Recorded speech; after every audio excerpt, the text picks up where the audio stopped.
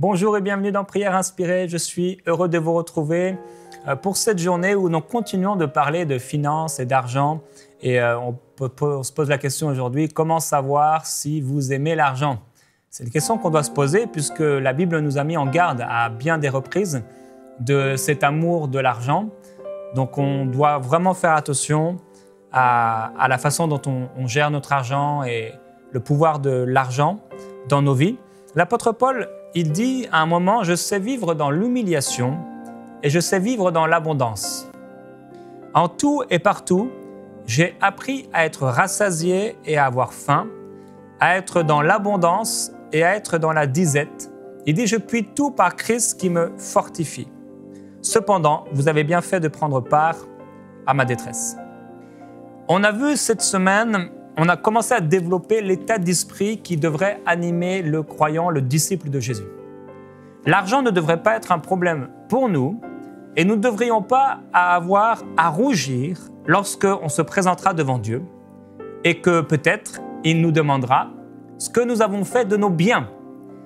Plusieurs fois dans la parole de Dieu et dans les évangiles, Jésus a parlé de ce maître de maison qui part et qui laisse des talents. À l'un, il va laisser un talent, à l'autre 5 talents, 10 talents, etc. Et on sait tous qu'il y en a un parmi eux qui va aller cacher son talent, celui qui n'en a reçu qu'un, et qui va aller le cacher dans la terre. Il cache son talent dans la terre parce qu'il a peur. Il a peur de son maître, il a de mauvaises visions. Et il y en a d'autres, qu'est-ce qu'ils font? Ils vont faire fructifier ce talent pour que ça puisse apporter au maître lorsque le maître reviendra. Et le maître dit à celui qui avait caché son talent, « Mais au moins, tu aurais pu le mettre à la banque. Il aurait rapporté des intérêts. » Mais lui, il l'a caché dans la terre. Frères et sœurs, on est en train de parler de l'attitude du disciple de Jésus par rapport à l'argent. Et si vous connaissez des gens qui ont des problèmes par rapport à l'argent, souvent on voit plus facilement les problèmes chez les autres que chez nous, eh bien encouragez-les à suivre cette émission, cette semaine de prière par rapport aux finances. On a tous de l'argent dans nos mains. On a dit que l'argent avait un pouvoir. Pour ça, c'est des dollars canadiens. L'argent a une valeur dans ce monde et les gens dans ce monde sont prêts à faire toutes choses pour de l'argent. Jésus dit que le maître de la moisson ou le maître de la maison, il part et il remet à chacun de l'argent, un talent, des biens. Tous, frères et sœurs, on a touché à de l'argent. Vraiment, si vous n'avez jamais touché à de l'argent, je voudrais vraiment que vous puissiez m'écrire un mail et je vous ferai une offrande personnelle et ça vous donnera l'occasion de toucher à de l'argent. Alors, tous, on a touché un jour ou un autre de l'argent. Pas forcément de l'argent canadien. De l'argent dans la devise de votre pays. Sinon, ça va me coûter cher. Cet argent-là, on l'utilise tous les jours. Et avec, soit on va le cacher. La Bible dit que celui qui veut garder, qui épargne à l'excès, il ne fait que s'appauvrir. Mais celui qui donne avec libéralité, qu'est-ce qu'il fait? Il s'enrichit. Vous avez tous de l'argent dans vos mains. La question c'est, qu'est-ce que vous allez faire avec? Comment savoir si vous aimez l'argent, si votre cœur est attaché à cet argent? Je peux vous donner un exercice qui me vient. Prenez de l'argent qui se trouve en ce moment dans votre portefeuille ou dans une enveloppe à la maison ou derrière votre tableau ou quelque part dans votre frigo. Je me souviens, on a hérité d'un frigo. À un moment, on n'avait pas trop d'argent. Et dans le fond de ce frigo, dans le truc de fruits et légumes, alors que je jetais ce frigo parce qu'en fait, il sentait pas bon, il sentait la cigarette, c'était horrible. Avant de le jeter, j'ai regardé quand même dans le frigo et derrière le bac à légumes, il y avait un passeport et il y avait de l'argent. La personne était morte et elle avait jamais, et se rappelait pas où elle avait caché son passeport et son argent. Elle avait dû se refaire un passeport. On peut cacher le talent dans la terre. Il ne va rien produire. Si vous voulez savoir si vous aimez l'argent, prenez l'argent qui se trouve à la maison et donnez-le à quelqu'un. Donnez votre argent à quelqu'un. Et pendant que vous donnez cet argent, ou même que vous pensez, que vous vous imaginez en train de donner cet argent à quelqu'un, qu'est-ce qui se passe dans votre cœur? Quand on est attaché à quelqu'un, quand on est attaché à quelque chose, et qu'on se détache de cette chose, ou qu'on se débarrasse de cette chose, ou que cette chose s'en va de nous, ça peut être le cas d'une personne, ça peut être le cas d'un enfant qui s'en va de la maison, dans notre cœur, c'est pour ça que la Bible va parler du cœur de l'homme en situant que c'est vraiment au niveau du cœur, du ventre, le centre de l'homme. On ressent quelque chose, comme une chaleur ou comme une prise. C'est que les personnes qui ont de la colère, de l'amertume, elles ressentent ça, c'est dans leur cœur. Et dans leur cœur, l'amertume et la colère, ça va générer toutes sortes de maladies, toutes sortes de problèmes. Si quand Dieu vous demande de donner, ça vous fait mal, ça veut dire que votre cœur est attaché à l'argent. Quelqu'un pourrait dire, oui, mais moi, ça me fait mal parce que j'ai besoin d'argent moi-même. Votre cœur est attaché à l'argent. Ce n'est pas seulement les riches qui sont attachés à l'argent, mais ça, c'est complètement faux. Les pauvres aussi peuvent être très attachés à l'argent. Comment savoir si vous aimez l'argent? L'apôtre Paul, il dit, moi, je sais vivre dans l'humiliation, je sais vivre dans l'abondance. Il y a quelqu'un qui a dit, j'ai vécu dans la pauvreté et dans la richesse, et ce que j'ai préféré, c'est être riche. Et je le comprends. Pourquoi? Parce que la pauvreté n'est pas le plan de Dieu pour l'homme. L'humiliation, il parle ici d'abondance financière. Et il met en opposition l'humiliation. Pourquoi l'humiliation? Parce que manquer, c'est humiliant. La pauvreté, c'est humiliant. Ce n'est pas le cœur de Dieu pour nous. Dieu ne veut pas nous rendre pauvres. Jésus-Christ s'est appauvri pour que nous soyons enrichis de toutes sortes de bénédictions. De toute bénédiction. Nous sommes bénis de toute bénédiction. Il dit, j'ai appris, rappelez-vous, on en a parlé hier, apprendre le contentement, c'est l'état d'esprit du disciple. J'ai appris à être rassasié et à avoir faim, à être dans l'abondance ou à être dans la disette. Je puis tout par Christ qui me fortifie. L'apôtre Paul n'était pas dirigé par l'argent. Il dit toutes ces choses, je les regarde comme de la boue, pour ne pas dire un autre mot, afin d'être trouvé par Christ et de trouver Christ. Et il dit même de goûter non seulement à la puissance de sa résurrection, mais aussi à la communion de ses souffrances. Hier, j'ai prêché un message radical, en prière inspirée. Le renoncement. C'est le message de l'Évangile. Le renoncement. Comment savoir si vous aimez l'argent? C'est lorsque vous entendez parler de renoncement à votre argent, ça vous fait mal. Jésus dit, si quelqu'un a, pour moi, quitté sa maison ou son terrain, vous savez que si vous aimez Dieu, il vous faudra toujours quitter quelque chose. Toujours.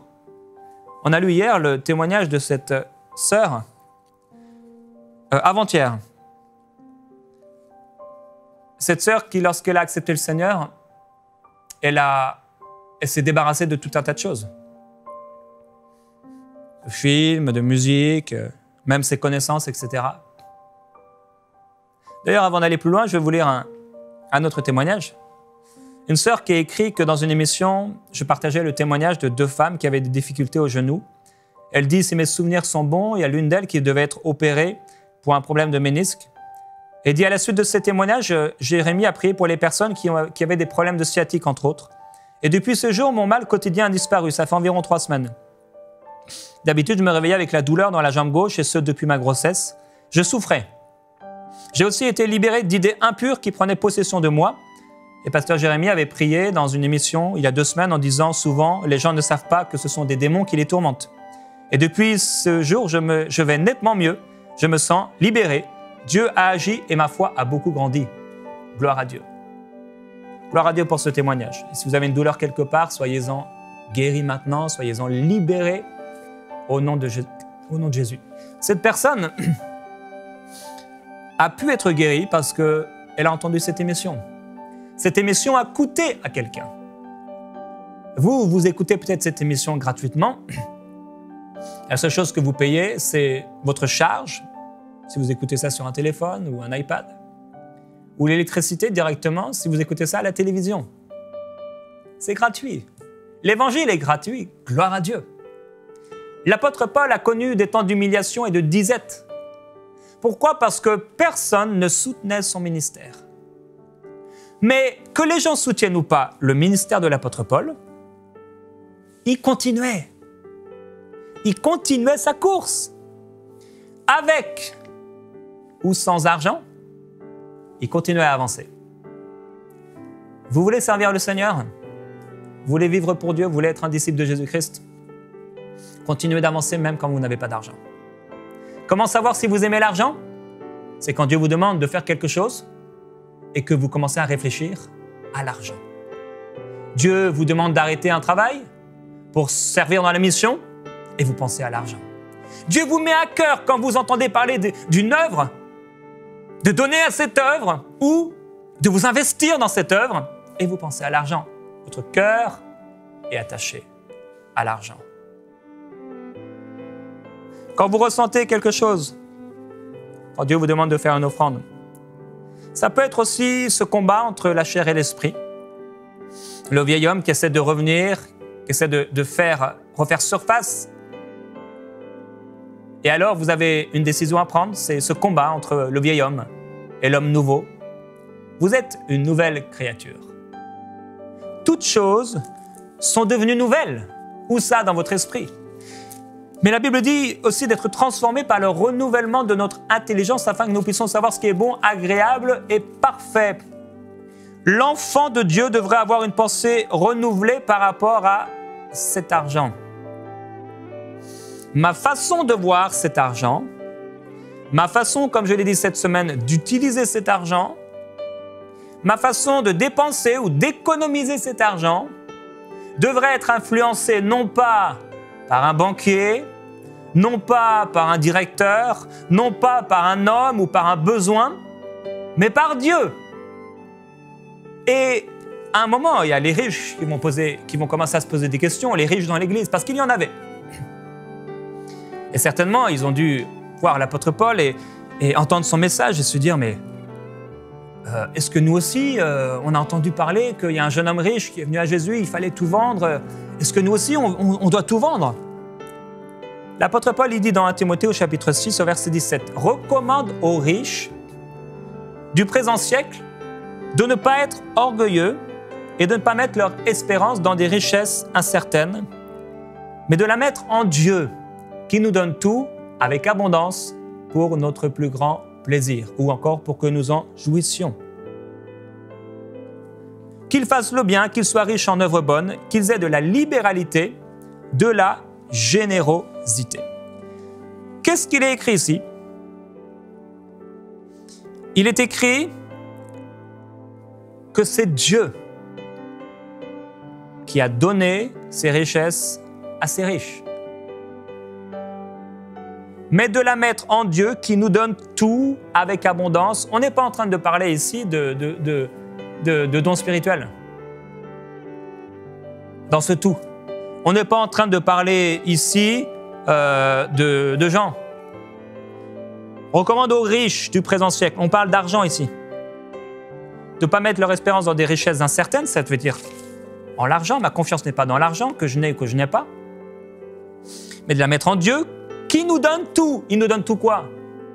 Bien sûr, il nous donne le salut, bien sûr, il nous donne les dons spirituels, bien sûr, il nous donne la joie, bien sûr, il nous donne la paix. Mais ici, nous parlons d'argent dans ce verset. Qui nous donne tout avec abondance, ça veut dire qu'il va rajouter, il nous donne avec abondance pour que nous en jouissions, ou littéralement, pour votre plus grand plaisir. Dieu n'a pas de problème avec l'argent. Dieu a un problème avec l'amour de l'argent. Comment savoir si nous aimons l'argent? Lorsque j'ai dit, comme je l'ai dit, quand Dieu te demande de faire quelque chose et que tu ne le fais pas, motivé par la peur de manquer, c'est que tu aimes l'argent. Le contentement, au contraire de l'amour de l'argent, ce n'est pas ce que nous avons ou ce que nous n'avons pas, mais le contentement, c'est notre attitude pendant que nous traversons ces deux situations, l'abondance ou la disette? Quelle va être notre attitude? Et l'apôtre Paul, comme je l'ai dit, n'a pas été empêché, il n'a pas été limité parce que les gens ne soutenaient pas son ministère. Qu'est-ce qu'il a fait? La Bible nous le montre dans ses épîtres. Il va arrêter au bout d'un moment d'être dans le ministère à temps plein, mais il va continuer de prêcher l'Évangile et il va devoir fabriquer des tentes. Il y a eu des temps où il a refusé de fabriquer des tentes et il a été quand même, il a éprouvé beaucoup de disette, beaucoup de manque. Mais il y a eu des temps où lui et les gens qui étaient autour de lui avaient besoin d'argent et il s'est mis à fabriquer des tentes. Et au sabbat, il prêchait l'Évangile. Autant qu'il pouvait, il prêchait l'Évangile. Mais quand des frères sont venus apportant de l'argent à l'apôtre Paul, il a pu se mettre à temps plein dans le ministère. Heureux et bénis sont les gens qui soutiennent le royaume de Dieu. Heureux et bénis sont les gens qui soutiennent les évangélistes. Heureux et bénis sont les gens qui soutiennent l'œuvre de Dieu. Heureux et bénis sont les gens qui soutiennent leur église locale.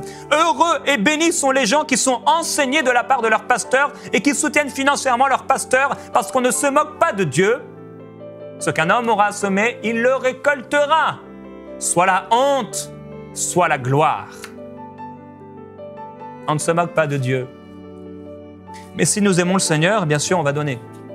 On va donner à son royaume. Mais si nous ne donnons pas, ça veut dire qu'on aime l'argent. L'apôtre Paul, il parlera aux Philippiens. Il leur dira, vous avez vécu des temps difficiles et vous avez même pris part à la souffrance des prisonniers. Et vous avez accepté avec joie d'être dépouillés de vos biens parce que vous saviez en possession de richesses plus précieuses et qui durent toujours. Ces hommes et ces femmes, ces croyants, il y avait des besoins autour d'eux, il y a eu la persécution qui a ravagé les maisons, etc. Les gens perdaient leurs maisons, les gens perdaient leurs biens. Et là encore, ils avaient un choix à prendre alors qu'on venait les voir. Est-ce que vous êtes chrétien? Ils savaient que s'ils disaient oui, ils perdaient leur maison, ils allaient en prison.